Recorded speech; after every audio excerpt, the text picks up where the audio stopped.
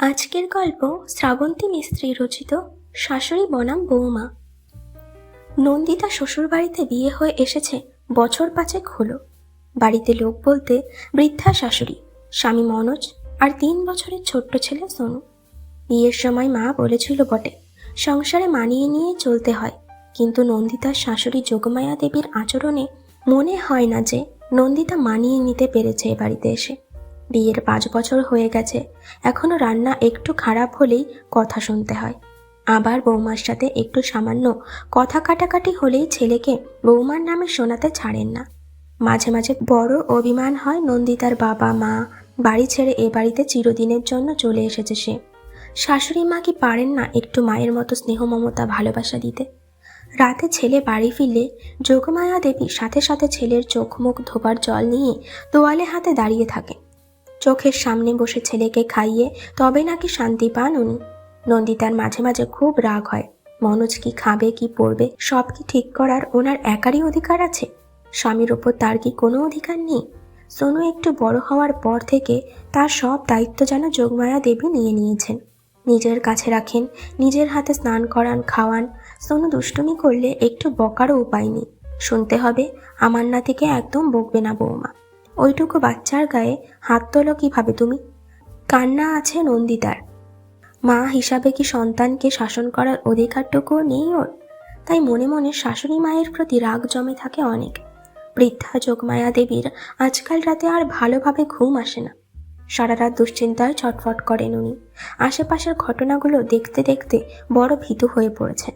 Morning ওয়াকে যাওয়ার সঙ্গীগুলো দিনের পর দিন কমে আসছে। ছেলেমেয়েরা বৃদ্ধ বাবা মায়েদের পাঠিয়ে দিচ্ছে বৃদ্ধাশ্রমে। সেদিন তো দেখলেন, ওনার প্রিয় বান্ধবী সুমিত্রাকেও ওর ছেলে পাঠিয়ে দিল বৃদ্ধাশ্রমে।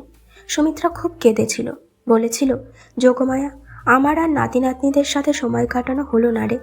ছোট্ট সোনু যে যোগমায়া দেবীর প্রাণ, ওর থেকে দূরে থাকবেন কি করে উনি? স্বামীর মৃত্যুর পর কত কষ্ট করে ছেলে মেয়েকে মানুষ করেছেন উনি। সেই ছেলে যদি মাকে দূরে পাঠিয়ে দেয়, কিভাবে সেই যন্ত্রণা সহ্য করবেন যোগমায়া দেবী? এটা ভাবলেই আঁতকে ওঠেন উনি। যোগমায়া দেবী শুনেছেন যে ছেলের বিয়ের পর বৌমারা শাশুড়িকে বৃদ্ধাশ্রমে রেখে আসার জন্য চাপ দেয় স্বামীকে। তাই ছেলেরা বাধ্য হয়ে মাকে রেখে আসে কোনো বৃদ্ধাশ্রমে। যোগমায়া দেবী মনে মনে ভাবেন, মনোজ তো মাকে খুব ভালোবাসে, হয়তো নন্দিতা স্বামীকেও বোঝায় তাকে দূরে পাঠিয়ে দেওয়ার জন্য। তাই শুধুমাত্র মনের আন্দাজেই বৌমাকে খারাপ ভাবতে শুরু করেন, আর ছেলে নাতিকে কাছছাড়া করার ভয়ে আরও বেশি করে আঁকড়ে ধরে বাঁচতে চান উনি, যেটা নন্দিতার কাছে একটু বেশি বাড়াবাড়ি বলেই মনে হয়। নন্দিতা সিরিয়াল দেখতে পছন্দ করে না, অথচ যোগমায়া দেবী প্রতিদিন সিরিয়ালের পর্বগুলো না দেখলে চলে না। বাড়িতে একটাই টিভি, তাই ব্যাপারটা নিয়ে ছোটোখাটো ঝামেলা হয়ে গেল সেদিন শাশুড়ির সাথে। মনোজ বাড়ি ফিরে খেয়ে বিশ্রাম নিতে চলে গেল, জানতেই পারল না যে তার স্ত্রী মা দুজনেই না খেয়ে আছে। নন্দিতাও রাগ করে রাতে না খেয়ে শুতে চলে গেল। যোগমায়া দেবী খাবার টেবিলে একা বসে আছেন, চোখ ভরা জল। মেয়েটা যে না খেয়ে একদম থাকতে পারে না, সারা রাত খেতেই ছটফট করবে নিশ্চয়ই। যোগমায়া দেবী না খেয়েই শুয়ে পড়লেন, ঘুম এলো না আর। নন্দিতা শুয়ে শুয়ে ভাবছে, শাশুড়ি মাকে তো সে রোজ নিজে হাতে খেতে দেয়, আজ মানুষটা ঠিক করে খেলো তো? ঘুম নেই চোখে। উঠে রান্নাঘরে এসে দেখলো যেমন খাবার ছিল ঢাকা দেওয়া পড়ে আছে। তার মানে খাননি উনি, একে অসুস্থ, খাবার পরে এতগুলো ওষুধ খান রোজ, নিশ্চয়ই সেগুলোও খাননি উনি। যদি বাড়াবাড়ি কিছু হয়ে যায়, অসুস্থ হয়ে পড়েন উনি। সারা রাত চিন্তায় বিছানায় এপাশ ওপাশ করছে নন্দিতা, কিন্তু রাত জেগে থাকা দুটো মানুষের জানা নেই তারা দুজনেই জেগে আছে আজ। নন্দিতার ননদ এ বাড়িতে খুব কমই আসে। সেদিন নন্দিতা শুনল ননদ মৌসুমী বাড়িতে এসে মায়ের কাছে দুঃখ করছে। জানো মা, একটু ভুল হলেই শাশুড়ি মা খারাপ ব্যবহার করে, বাপের বাড়ি তুলে খারাপ মন্তব্য করে, সবসময় চেষ্টা করেন আমাকে সুমনের থেকে দূরে রাখার। আমার খুব কষ্ট হয় মা। নন্দিতা শুনল তার শাশুড়ি বলছেন, তোকে আমি বাড়িতে একটা কাজও নিজের হাতে করতে দিইনি, কত আদর ভালোবাসা দিয়ে বড় করেছি, এরকম ব্যবহার যে ওনারা কেন করেন? আমার মেয়েটাকে কি নিজের মেয়ে ভাবতে পারেন না? নন্দিতা এসব শুনে উদাস হয়ে যায়, মনে মনে ভাবে, উনি নিজে যদি এটা বুঝতেন। যোগমায়া দেবী শুনলেন পাশের ঘর থেকে নন্দিতার উত্তেজিত গলা শোনা যাচ্ছে। ফোনে মাকে বলছে, ভাই বিয়ে করে ঘরে এনেছে বলে কি যা খুশি করবে? মা ছেলের ভালো মন্দ দেখবে না? যে মা জন্ম দিয়ে এত বড় করলো, এখন তার থেকে বউ বেশি আপদ?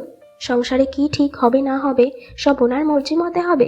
মা তুমি কেঁদো না, আমি ভাইকে ফোন করে বলবো, আর আমি কয়েকদিনের মধ্যেই গিয়ে তোমার কাছে কটা দিন থেকে আসবো। জানালা দিয়ে বাইরে তাকিয়ে আছেন যোগমায়া দেবী, চোখে জল টলটল করছে। মনে মনে বললেন, এই কথাগুলো যদি নন্দিতা একবার বুঝতো।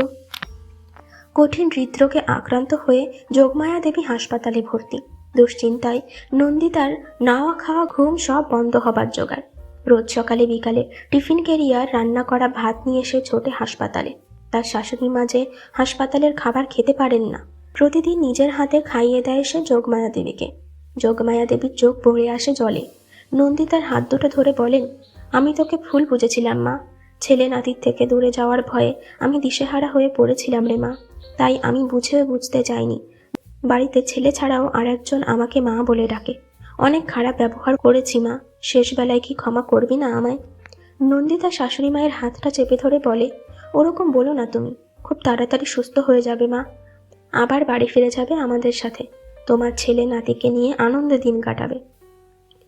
মাঝরাত, বারান্দায় দাঁড়িয়ে আছে নন্দিতা।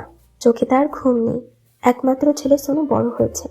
অনেকদিন আগে শাশুড়ির মৃত্যু হয়েছে।